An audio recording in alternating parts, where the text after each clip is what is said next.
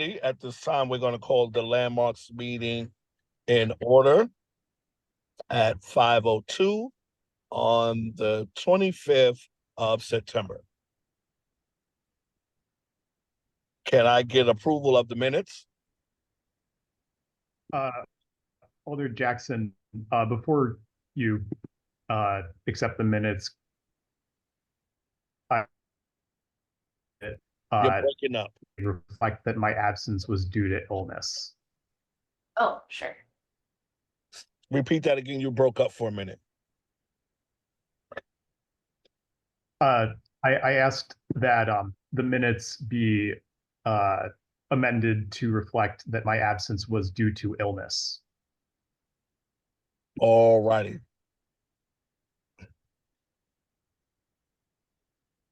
Okay. So we're going to amend the minutes. And who am I speaking to?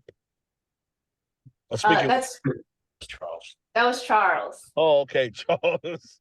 We're going to amend the minutes due to Commissioner Charles' absence being due to illness.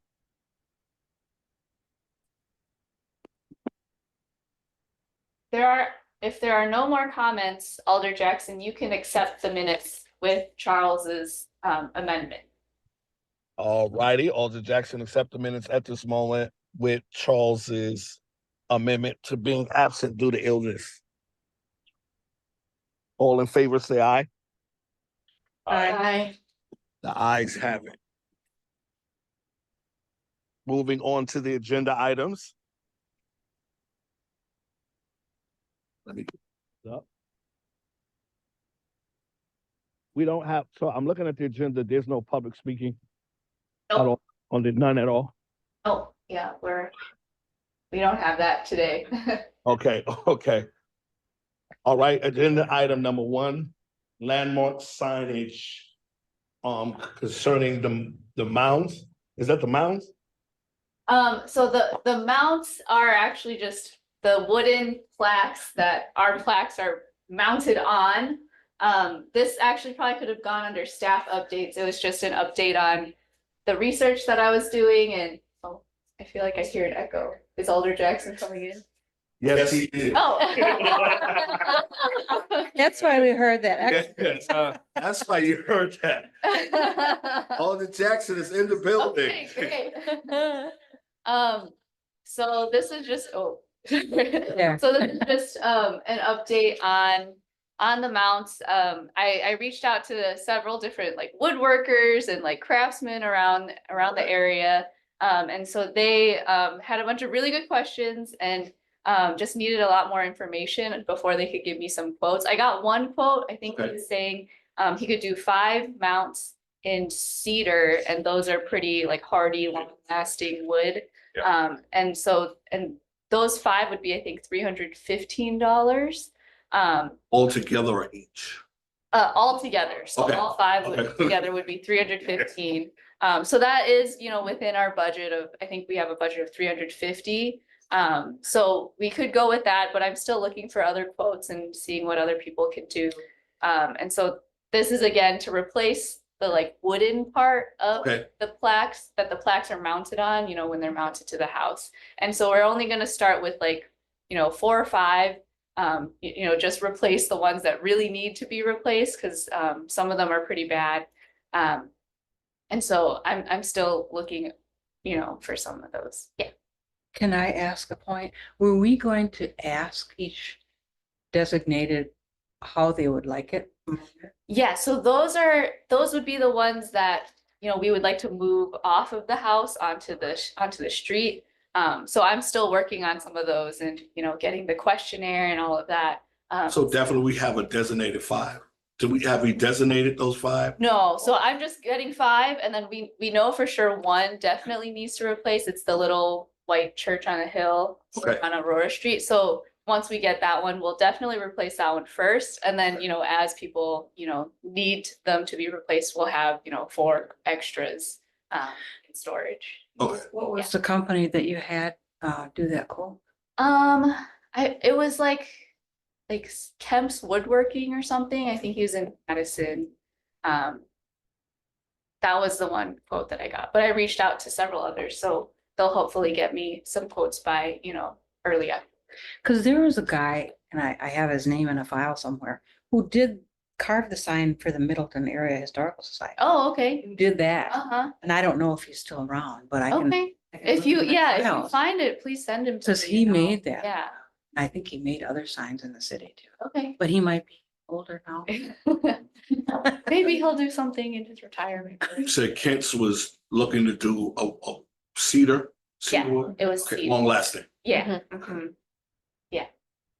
And then John, you said you looked into some of those boulder replacements. Yeah, I don't have a good answer because Yeah. so as an option, particularly the ones on the house that are mounted on the house, it's a little bit awkward to go up to the house. And Okay. in the past, when we've approached some of the homeowners, and this was, gosh, this was probably 6 or 7 years ago, but some of the homeowners like, we want to leave it on the house, but you can't read it on the house. And even the ordinance says it's supposed to be accessible. Okay.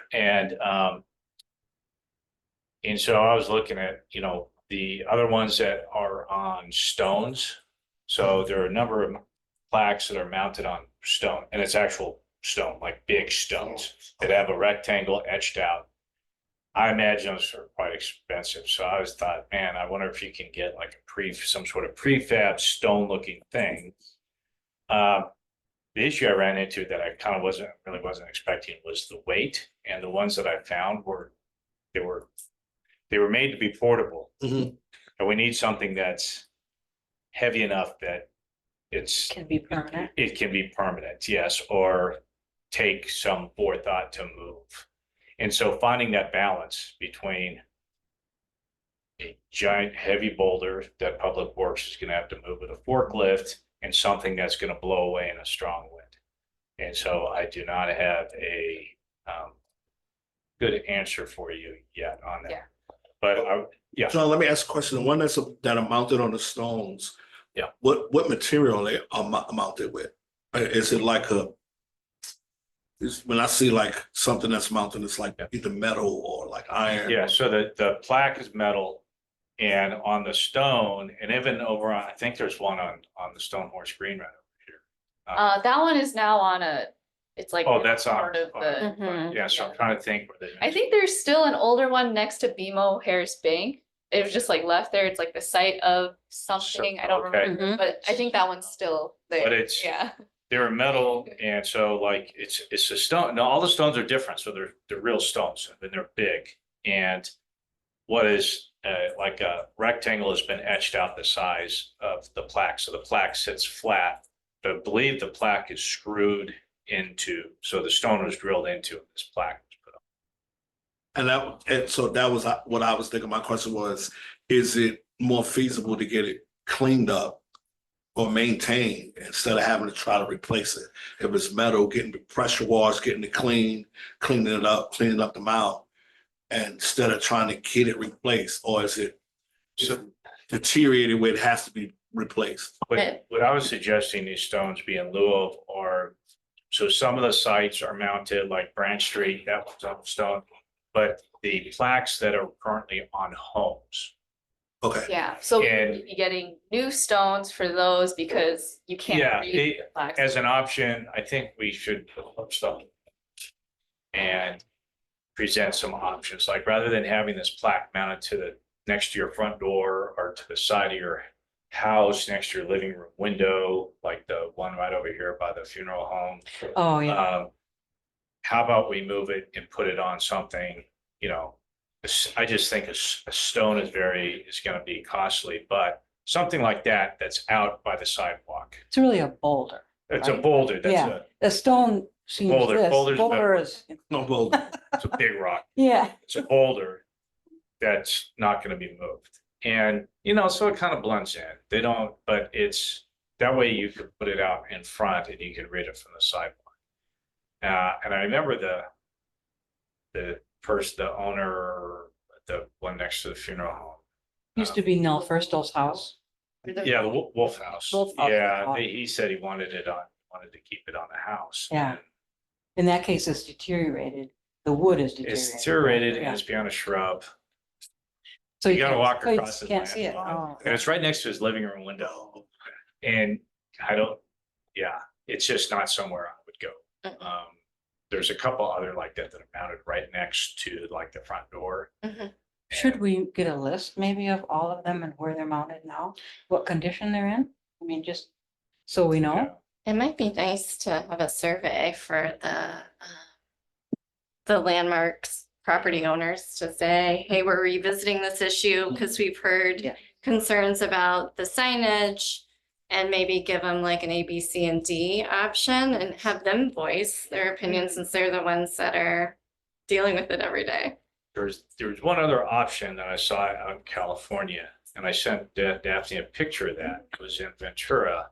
And they actually had, and I don't know how they did it, but on the sidewalk Yeah. in front of a building, they had, and it was like an old photo, but it was etched into the sidewalk thing. So you could look at it and it was, you could read it.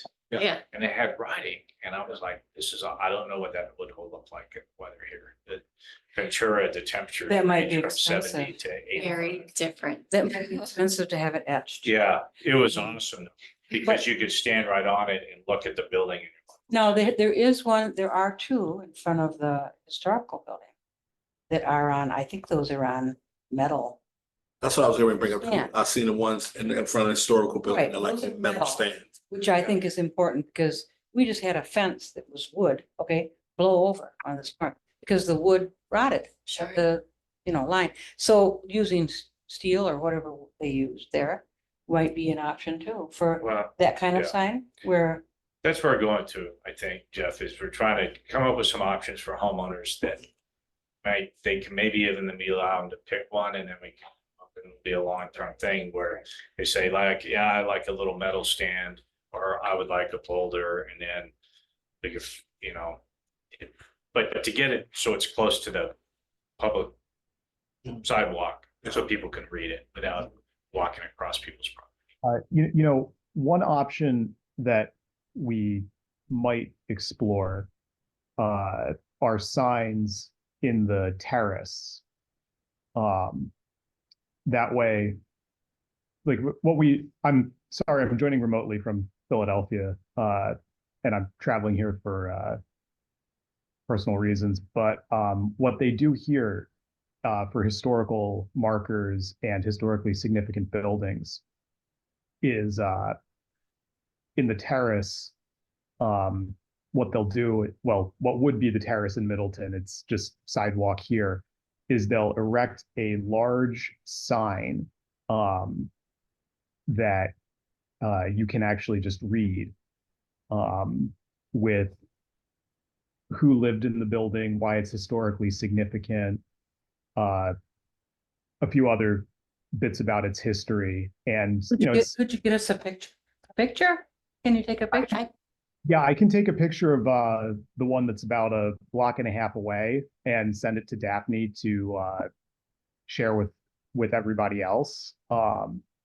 And that might be the way to go. That way we're not putting boulders in people's lawns or putting a sign up on someone's living room window that we expect the public at large to read after, walking through their front lawn. The only, I'd like to see a picture, Charles, thanks for bringing that up. We had discussed before about putting it on the terrace. It's just that the way that with the sidewalk and you have the terrace, and the plus side is that it's city property, so you can always just do it. But you're looking this way and the property's over here. Okay. So you're reading it and maybe you have a little photo on there, but then you have to, it's opposite direction. Is that how it is there, or is it? Or do they have a place to stand or something? Yeah, I mean, you do have to stop and you have to stop and read it, but the sidewalk and terrace area combined is sufficient. Oh, so you can stand around the other side and read it and look at the building at the same time. Well, you would have to turn to look at the building. Yeah, Oh, but okay. the trade-off is that you actually have more space for words, so you can include more details about it. And when you're reading a sign, you're not really looking at the building anyway. You're reading.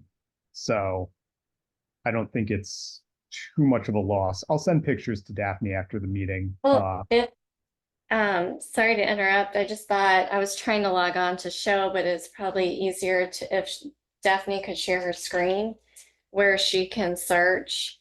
Oh my gosh, thank you.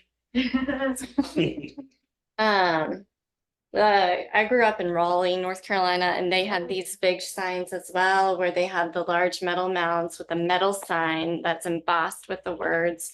The problem they're very legible because they're very large and you are limited to a certain amount of information on it. My concern is that, ooh, charter.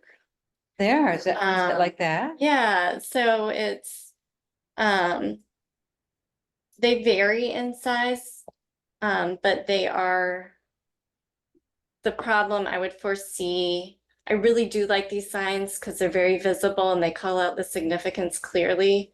One thing the owner would have to deal with is tidying up around the metal post, right? Having like a hedger or something. And then just the size of it, if they're comfortable with their building being called out that large. So Those are big. I know. and they're gonna be expensive. Yeah, that would be metal, and it would be a punched, almost like a license plate in a sense, right? Right, yeah, so that's probably gonna be above our budget. Yeah. And again, places, bigger cities like Raleigh and Philly, they're gonna have Big budget. yeah. I do think that like that's a fair point, except people are going to have to edge around the boulder too. That's There's a true. lot more. There's a lot more that they'll have to trim around there. So I just want to flag that. Yeah, because I think when the issue came up about the whole chunk, people, they were concerned about the maintenance of the mound. So people are still gonna have to maintain the edge around them. It's still gonna take, it being maintained. Well, I guess the county has to take care of that, right? Daphne? The mounds and Pheasant Branch? Yes, yeah.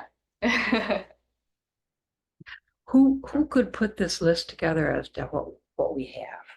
I have one from, it's probably like 8 or 9 years old now, so we would probably have to do another resurvey, but it could be a great intern project for every year the planning department gets an intern. We could, Yeah, Do you have one now? no, I believe we wait until we get one either in the winter or the summer. So, Maybe something like that. If you have a list, if we all took some. That, I don't sure. know, we don't have that many. No, we have like don't. 20 or 30, 25, 30. Yeah. We all took 4. or 5, whatever, Yeah. and went around at some point. I went and looked at it just, is it on where is it at? Yeah. And let's get a more accurate thing, because some are on there, if there's in good shape or bad shape. I think most of the signs, except the ones in your office, have been replaced, I think, are pretty good, but a lot of the wood behind it right, yeah. isn't bad. It would probably be also a good time to revisit those landmarks to determine whether they should remain landmarks.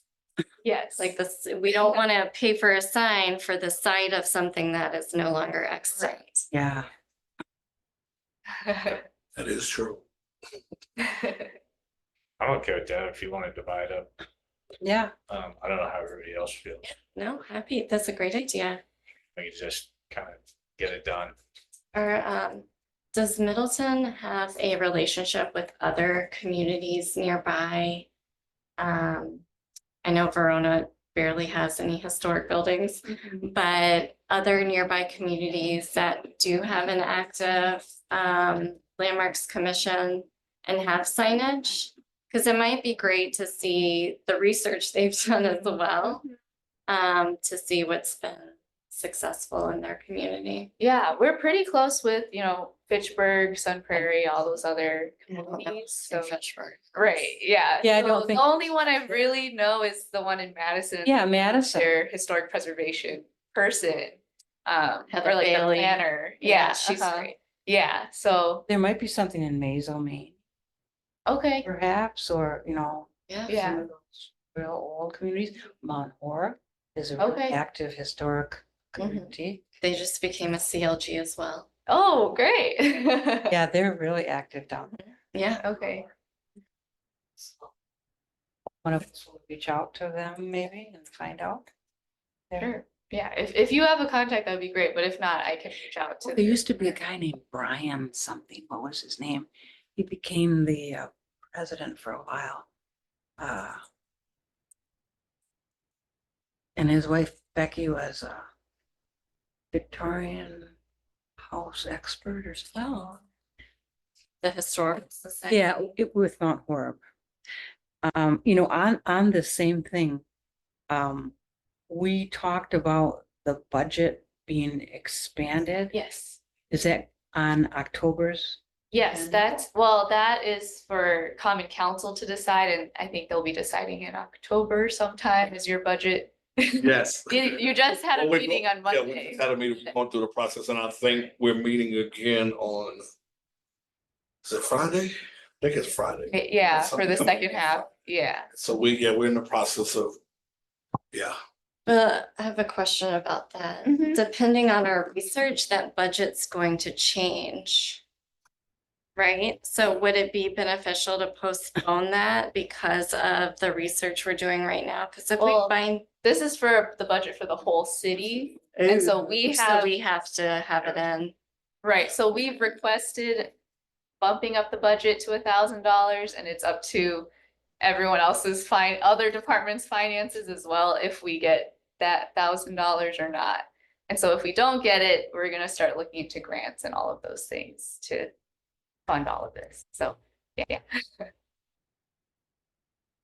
I volunteer if you need someone. And if you need, Yeah, definitely, yeah. so it's on the October. Yes, Yeah. it is definitely on the agenda, and y'all know how I feel about landmarks and everything else, so I'm Yeah. pushing for some wiggle room. A little wiggle room here. So I think that's all the conversation we have on the mounts. So next on the agenda is the applications, and so we looked at this at the last meeting, and there were a couple suggestions. And so I've made those changes, and then we can go over them again, and if it's okay with you guys, we can vote, and then, you know, to approve them. And then once they're approved, I can put them directly on the website. So anyone who wants to designate or alter, you know, a landmark, you know, they can have those forms, you know, right away. Now, is there some, after, say a person moves into a house and they think it's a landmark and they submit this to us, do we have access to Wisconsin Historical Society to determine whether the architectural style, the date of building and development? It's probably already on there, so I can pull it up right now.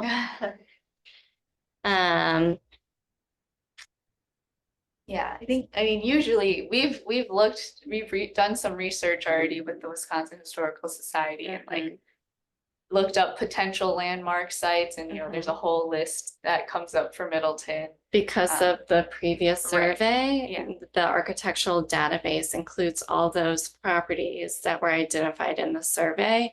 We have a photo of it, we have the address, we have information documenting it. Some of it is very, very old. But maybe From the came from a survey? title company, maybe?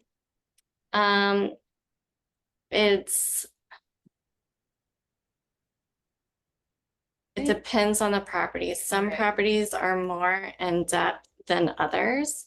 So let's take St. Bernard's for instance, just being a local across the street here. It says it was designed in the contemporary style, composed of brick, It's a church that's steel frame, built in 1959 and is not demolished. And it was designed by Glad, yes, I'm glad. yes, a wonderful local architect. And Herman Simon was the contractor. So a lot of this stuff, what they do is they pull it from the building permits. If the original permit is available, a lot of time with the, Fish. yeah, which is a little more time I consuming. know. I know. So that's where they get their information from. So if it's on there, they've searched it. Right. And then they also provide references as to where they pulled that information to, so people can conduct further research if they like. Yeah, so I've added, you know, the links to the Historical Society, the Middleton Area Historical Society, and then Is that Yeah. Dane County title? yes, Oh. so it's just the Dane County title, and they have, you know, the businesses that will Yeah, help you that's look great. into that. Can we look at the rest of that on the rest of it? There's more, right? Yeah, Yeah, so this was just what I added from last time, because we had talked about, you know, where do people even find all of this kind of information? So I had that there for them. And then we added if different from current owner, because sometimes, you know, they'll have someone prepare it or the current owner will prepare it. I think that was it for the designation form from what we had discussed. I move to accept the designation form as it's been submitted. I'll second that. Mm-hmm.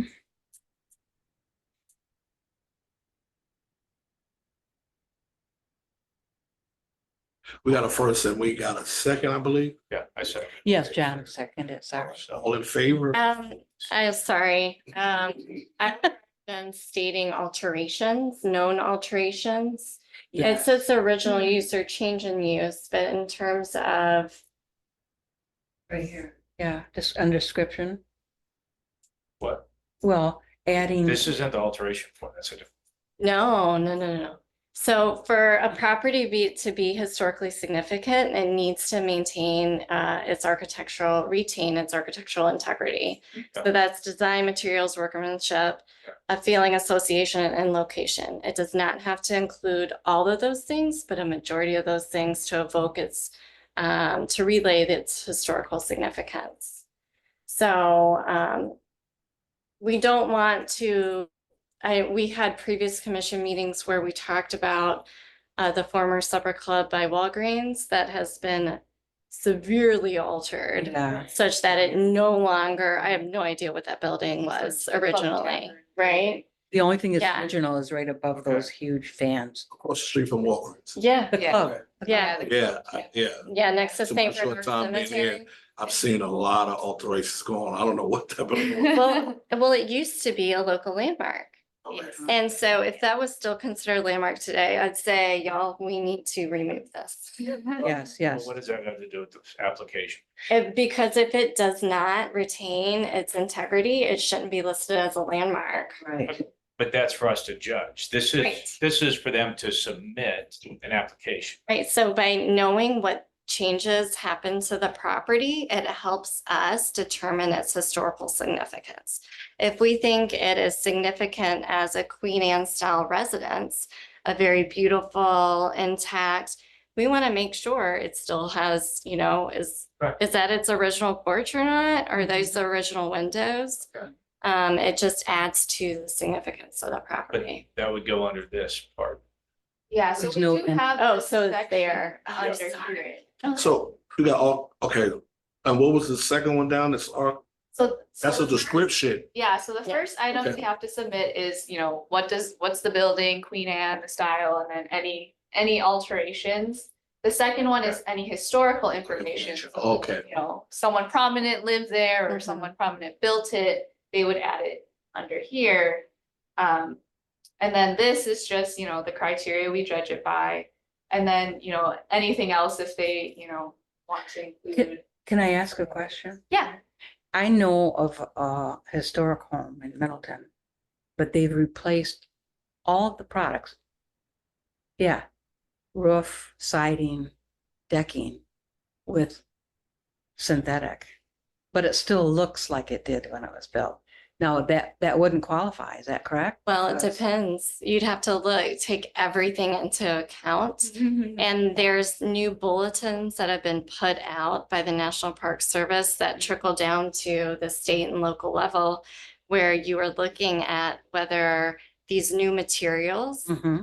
are compatible Yeah, with what the original material is. okay. So synthetics have changed drastically, right? Since Yeah. vinyl really stands out as, ooh, that's not original, right? Yeah. Compared to an aluminum siding, even though some of those sidings are now considered historic, been around so long. So it really depends on a case by case basis. What would that be under National Park Service? It would be new additions or alterations? It's the I can pull it up. And I'm glad you brought that up, because then that brings to my question. I'm glad you brought that up. So if a person puts an application, we approve it, down the line, can they make any renovations, any changes to what they have deemed a So landmark? then that goes into our alteration. Form. Yeah. That's the next That's the form next that. Oh, okay, okay. I would just say, right, we're just talking about the application form right now, Okay. not about judging this material about another material. Okay, I would just go back to, is the application sufficient? okay. I think, Oh, let me write this down. The use of substitute materials. Oh, So excellent. I mean that, if that house, Sandy, Huh? applies to be a landmark, that's something we'll have to discuss Yeah. when we get that application, but for right now, we're Case just by talking case. about the application itself. Okay. Yeah. Materials. So we had a motion and a second. All in favor of approving of this application, please say aye. Aye. Sorry to digress. No, right. No, I'll that's take it. great. Thank you so much. Thank you. We get places. Okay, so yeah, now on to Alder Jackson's question. If, the landmark is designated, if they want to make any changes, we now have our alteration form. And so, the first page is basically the same as the last page, what is the architect, builder, style, current owner. Oh, go ahead, Charles. I was going to ask that we defer consideration of this until we finish the revised ordinance, since it's reasonably foreseeable that we will be changing this form again to conform with the revised ordinance. Do we have current changes to the ordinance that would affect the criteria for landmark status? Or we just want to wait till Jason will tell us what to do? Yeah. Asking I think speaking of Charles and sitting on council, I think he's correct, because I think there's some things that is going on for certain ordinance. Yeah, there are, I think, a couple regarding remove or demolition of Yeah. buildings that are proposed right now in the ordinance. But we can defer this. It's just we don't know when we're gonna talk about the ordinance again. So if we push it down a couple more months, that's totally fine as well. I was just, but this is written in accordance with the ordinance, right? Right. Right now, we don't have anything. So there's So not, do we there's, defer the whole application, or we just defer this part right here? well, I'm just saying, if someone wants to make an alteration, right now, there's no application. They don't know what they're supposed to do. Okay, And I'm saying at this point, this form at least outlines what we want to see. And that's why the last person that came in about the boathouse thing, I met with him offline, because the engineer, I have no idea what you guys are looking for. So I had to basically went through very similar things, showed him the ordinance, showed this is what we're looking at. This, I think, at least provides an outline. I would submit that if the ordinance changes and it affects this, that we can just change it, because it's simply an application. This isn't any kind of binding document. This is just outlining what they should bring. And I just think right now, there's nothing that says, there's no application, basically, is what I'm saying. There's, So they come in here, they don't know what they're supposed to come with. Well, Charles made a motion. Is there a second to the motion? I didn't move, I just asked the chair. Oh, yeah. okay. A second. Second, Oh, well, Charles just said he did not make an Oh, official motion. He just asked. Okay. I'm open, I'm not, that's my view, Charles, is right now, just having talked with other people that wanted, they'd like, okay, what do I need to, where do I start? What do I need to do? And at least this form outlines something that you should become prepared to talk about. But it's something that we can change if the ordinance changes, and I don't know that it's gonna change a whole lot other than the wording. If the wording from the ordinance that you put in here changes, obviously, change. We have in our notes that we wanted to change the Middleton Landmark Commission alteration form. I don't know. That's just, I Oh, just, that was, I think it was down here. Was it? The landmarks. oh, there, submission. yes, Yeah, it is there. Okay. yeah. So, so Charles, are you comfortable with what you heard, or are you willing to put a motion? Yeah, I mean, if the committee wants to defer, if you want to defer, I'll move that we defer, but I just ask that we consider, not doing the same work twice, since we know we're going to have the form, undergo revision, but once we pass the ordinance, but, Did up to you Jason say who's gonna review this in addition to the ordinance? Jason has not reviewed it yet, but I believe I was about to send it to him for, after the Yeah.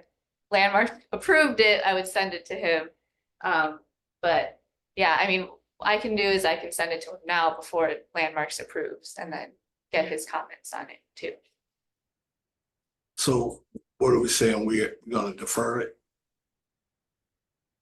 Defer to the meeting with Jason Tisch, our CLG coordinator, who advises on historic preservation ordinances. I think you maybe run it by him and see if he says, He's already looked at our ordinance. Oh, has but he? yes. okay. Just a formality, right? Sits next to me, so we talk a lot. So Charles, is that your motion to defer until it goes before Jason and we hear back from him? yeah, Okay. Is there a second? A second. Second. I'd just like to bring up one little thing. I know we already approved the minutes, but in the minutes last time, Christie's not here, of course. She wanted to get the digital version of the booklet, Caring for Middleton Historic Houses. Yes. She said she wanted to have a copy available on the city website. I don't know, is that possible? I think we were gonna try and reach out to Brian Strasberg.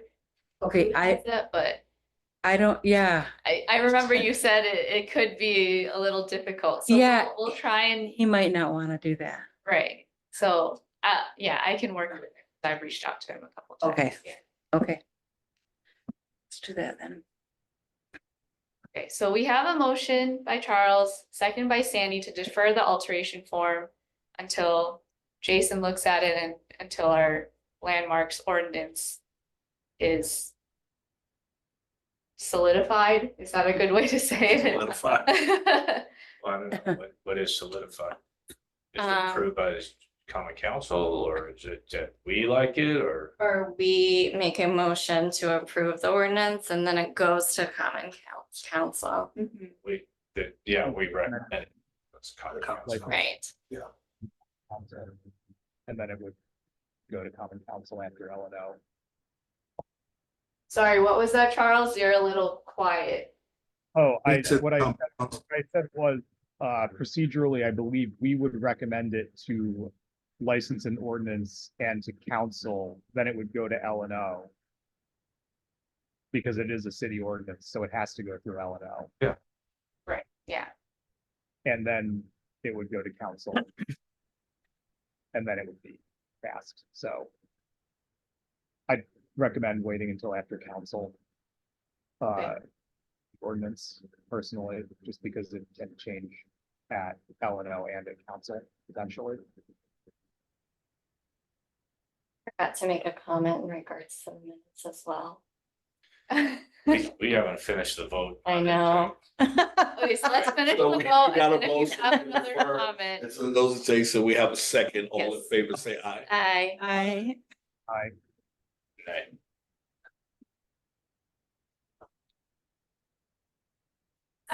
sorry, my mind was elsewhere in Yes. in the meeting minutes. I think it's important, we've spoken about this previously in commission meetings, to add a budget so that Daphne and the chair of our commission and or hopefully both could attend the statewide historic preservation conference. And there is a WAPAC conference, which is the Wisconsin Historic Preservation Commissioners conference, and they get together and meet. They met this past year in Middle Point. It's very informative to people who sit on the commission to learn about what they should be doing, and for planning staff to be aware of these issues And as well. People are there, you could talk to them directly. Yes. Because I it went one is. year and I, it Yes. was like amazing. It really is. And this past year was, they do it every year. So, And they have lots of literature out and Mhm. all kinds of, and you get to make these connections with other commissioners and cities, municipalities. And also by getting training, it helps us get another CLG grant. When after the survey, they see that we are being proactive and are being a good CLG, right? Like we're doing what we're supposed to do Yeah. to improve the preservation within our community. So it's good points. do you know when it is? Is there a date? They have not established that yet for next year. This year, it was in April. But as soon as it's announced, I will The planning department has our own budget, so I've, been using some of that to attend some of the trainings. Yeah. Usually it's like via webinar, because they're usually like up north in Wisconsin. Can't make it all the way out Sure. there all the Sure. time, but yeah, but we have a budget for some of that, and if commissioners are ever interested, we can always scoop you guys in under our planning budget. But yeah, if next budget season, we can, because we've already submitted our budgets now to council. When does that turn to the next year? So it's usually by the end of the year, but we submit all of our budget things usually in July or August, so we can add that in next year. Do you know for the if training. a WIP subscription was included this year? Under any of the other departments? I don't think so, but planning was thinking of getting us a membership to the National Alliance of NAPC. Mhm. So we were thinking about doing that for the city, just under our own training budget. So it would be separate from Landmarks Commission budget. It's just under our planning department budget. But not for the Wisconsin Historic Preservation Database that documents the archaeological sites, No, I don't think And we have that. historic properties. Yeah. No, But we can look into that as well. that's why the city got in trouble. Oh, yeah. Okay.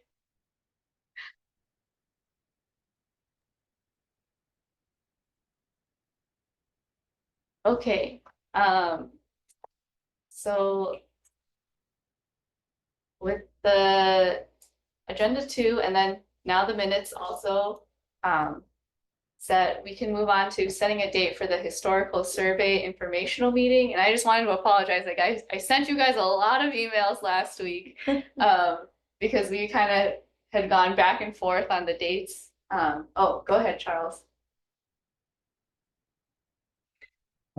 Sorry, I just wanted to flag, for October, Wednesday the 2nd, Wednesday the 16th, and Wednesday the 23rd are all significant Jewish holidays. Oh, okay. So those are full, you say? And Uh, not, Well, Wednesday the 2nd is Rosh Hashanah, which is Day of Atonement. no, that's Yom Kippur, Alder Jackson. Oh, yeah, okay. Later. But that would be the equivalent for us of scheduling something on Easter for a Christian family. So if you schedule it, then you just don't we have to ask Jason Tisch when he's available? so I'd Yeah. ask to schedule it on the 9th or the 30th, or pick a date other than a Wednesday. Sorry, give me a second.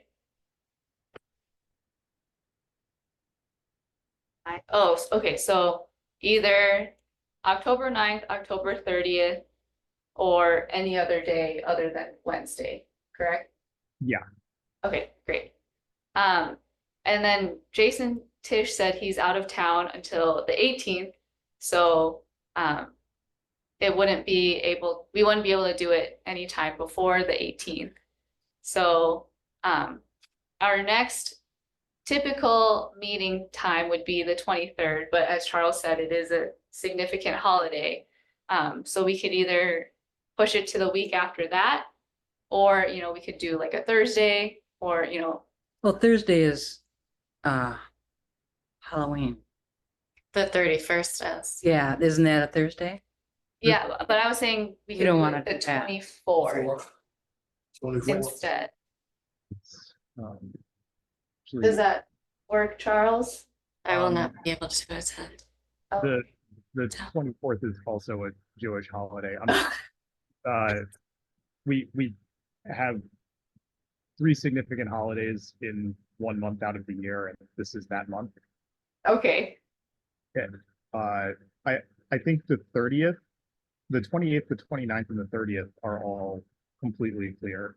The 22nd is also, the 21st and the 22nd are also fine. okay. I think he may be available on the 30th. On the 30th, you're checking his. Okay, so we could just push that to the 30th. And so the thing is, we were originally gonna have our historic preservation committee training on the 23rd. But, would you guys be okay with having 2 meetings and then possibly one being on a significant Jewish holiday, or should we push that preservation training maybe to November? Because I assume it would be a lot for Jason to coordinate doing 2 trainings kind of back to back, or training and then informational session kind of thing. Yeah. He can make the trip. I'd say we push the preservation training to November. To November? Yeah, I think we should, That's a lot. take into account the religious holidays. Mhm. Okay, the only thing is that in November, Yeah. our typical meeting day would be the day before Thanksgiving, Oh, yeah, which might be, a big travel day for people traveling for family, so, unless we made it the week before, like the 20th. right, yeah. But then again, we have to ask Jason Tisch if he's available, right?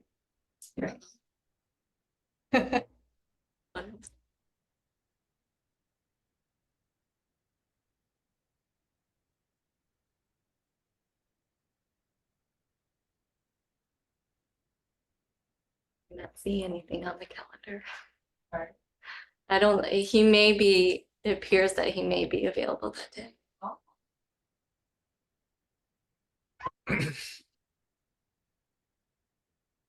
Hi, This is a conservancy. Sorry. in like 10 minutes it will be, Yeah. so just hold on one second. Okay, so right now we have, we're okay with moving our meeting in October to the 30th.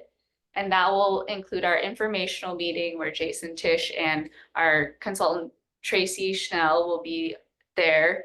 And we'll send out a public notice to people and. This you is know, October 30th? October Yes. 30th, yeah. And then our November meeting will be pushed up a week earlier to 20th. November 20th. Yes.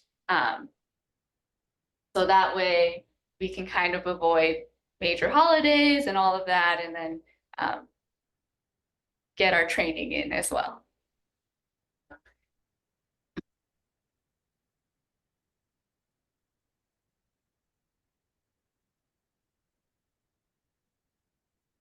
And both of these meetings, I'll still set up hybrid, so if anyone is still traveling or anything like that, you can participate via Zoom.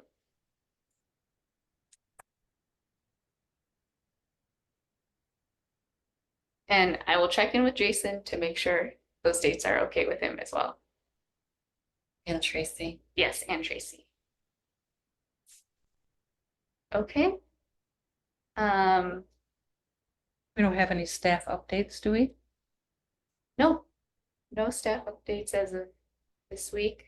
Does anyone have any other future agenda items they would like to add? I'd like to just suggest, since we're having difficulty getting through these ordinances Yes. because it's long, Yes. perhaps we could, at our next meeting, we could approve the ones we know are okay Okay. and, go through it. And if there's one that needs debate, skip on, but finish enough of them that we know we want to change to make it Okay. not so difficult. No, don't you think? So do you want this to also be at the informational meeting on the on our October meeting, just like at the end? Historical survey information meeting is when? So the historical survey informational meeting will be October 30th. Okay. And then, we could tack on that landmarks ordinance after that, but I don't know how long that will last and, how many comments we'll get from people. So, Are you saying we're going to have more people available than just our commission? right. Oh, and then one more thing to note, sorry. Is that early voting is also happening that week. Oh, And so they'll be using the council chambers, I believe, until 5 p.m. And so I think we'll try and have the meeting in council chambers, but we might move it to maybe 5:30 or something like that, just so we don't bump into early voting. I guess if our meeting includes the public, I would not want to talk about the ordinance and have the public say. I don't know about you, but I don't know if that'd be such a good idea. I agree that if we're expecting members of the public that are gonna be asking questions, I don't know how many people are gonna show up and then how many questions will be asked. About the ordinance instead of Yeah. informational. Well, meetings. yeah, because the focus should Yeah. be on the informational Right. meeting. Yeah, Okay. that's what I'm. So we'll just say at our next open meeting, I'll put the landmarks ordinance. So we still talking about the October, the 30th. Tish and Schnell? Yes. Okay, are we gonna talk about the public notice thing that you had in the agenda? Yeah, we can. Yeah, that's actually why my hand was raised. Okay.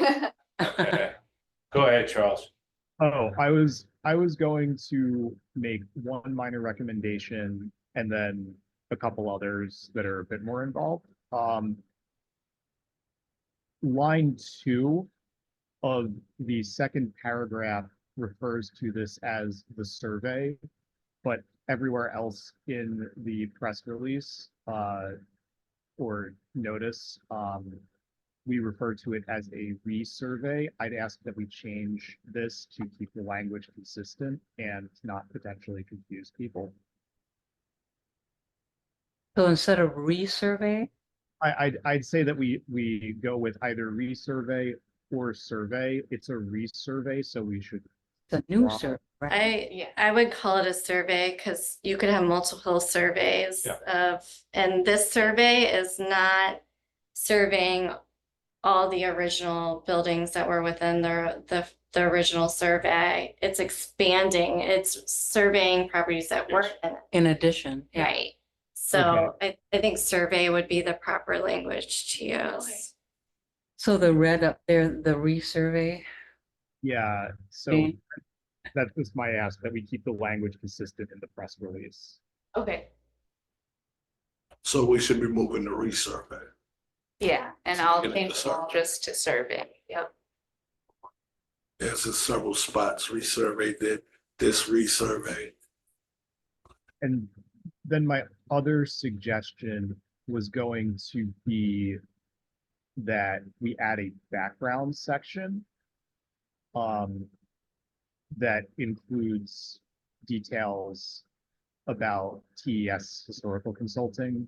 That way we're keeping keeping the sentences a little bit more clear. We're not bogging people down with information unrelated to what the hearing's about. And then if they want the additional information about TES's practice as environmental and historical consultants, they can see that in the background section.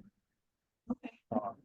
I used to write these professionally, so I just recommend moving a historical and environmental consulting firm located in Kiel, Wisconsin down, and then expand that a little bit as background, like after the parts of the notice that convey the information that people are most likely reading it for. I mean, one other thing I could do is I could, attach a link or, something to the proposal that Tracy had submitted to everyone, so they could also look through those documents. Maybe that, I'll move that sentence that I've highlighted down to the bottom and then, add, a little bit more and then say, for more information, you can look at the proposal or something like that. Would that work? Well, I think what I was going to suggest was this first sentence reading something like, the city of Middleton has retained TES Historical Consulting LLC to conduct a reconnaissance survey of architectural and historical resources for the city of Middleton. And then we can just have a section about the survey, TES, their practice down, as background. But we should say who's conducting the survey. We just don't need the quote. Okay. And I like that wording, but I also definitely, I piggyback on what you said. I think you should put that link in there. Okay. Allow people to click on the link and do their research also. Yeah, definitely.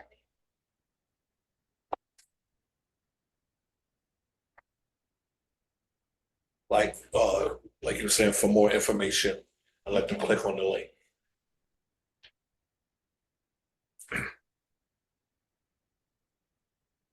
Charles have more. Just active voice whenever possible. One idea per sentence, but Okay. So is this, I guess my first question, is this a meeting? Is this a landmarks counting as a landmarks meeting? Yes. Okay. And it says in there about soliciting information from individuals that are aware.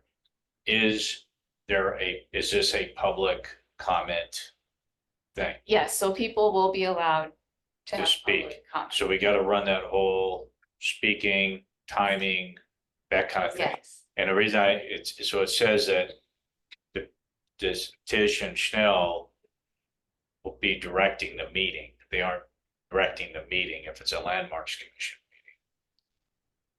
Right. Okay, Yeah, yeah. right? that's right.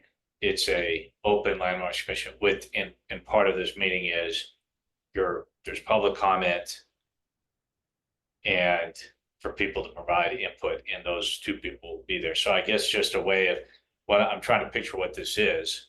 It's a landmarks meeting Mhm. in the big room. Schnell and Tish are there. And people are allowed to make comments up front. And I would just say that this probably should be the one agenda item. Right. For Right, this, right. this is gonna take Right. a little bit. But certainly keeping the, yeah, so we have to run it like that. Oh, yeah, practice now. We did it once. Definitely to what you said, if this is a landmark meeting, they're not directing the meeting. Yeah, then they wouldn't be directly, you're right. Meeting at all. So Yeah. that wording should be, yeah. Yeah, they're, yes, And landmarks is directing the meeting because we would have to control the public comments, timing and everything else like that.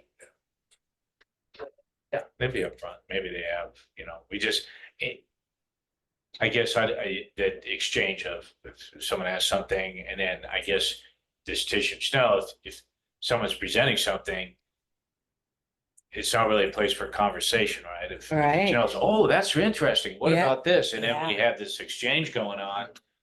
And I just, to keep things moving, and it's not a public hearing, but there's public comment. So I guess just finding that right balance and this is where How to handle those questions that you can't I have answer, total right? confidence in the chair.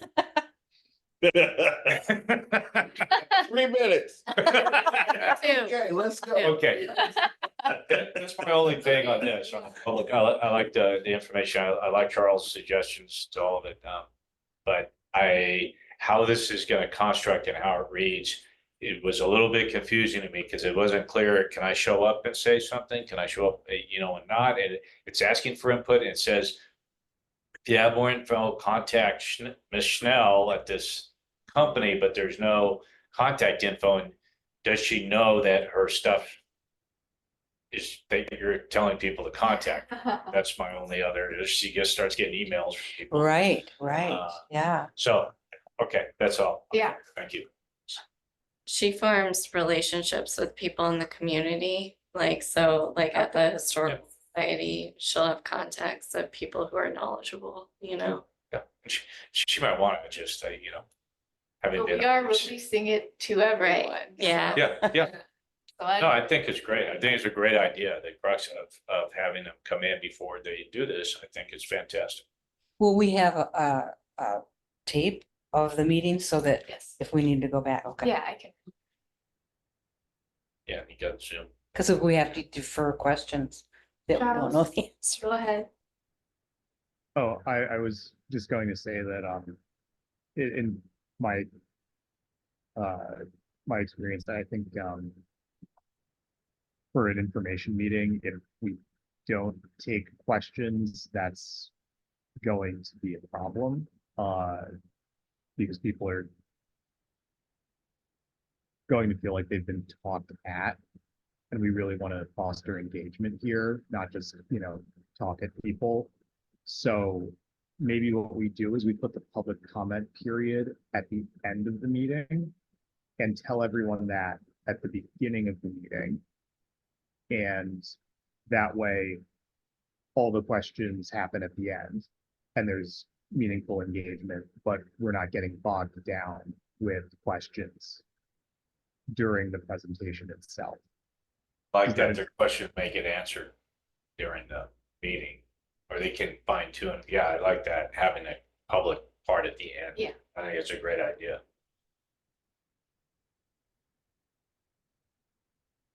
That part.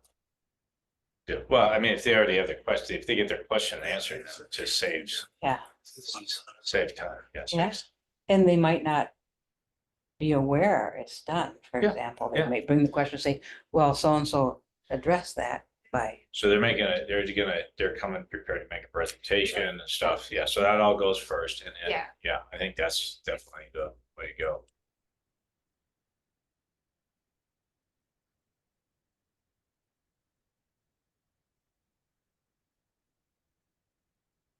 Excited. exciting. Okay.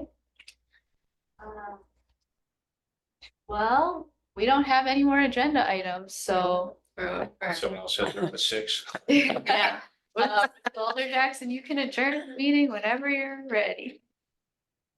Well, if there's no more questions, comments, concerns, Charles, I definitely appreciate your input.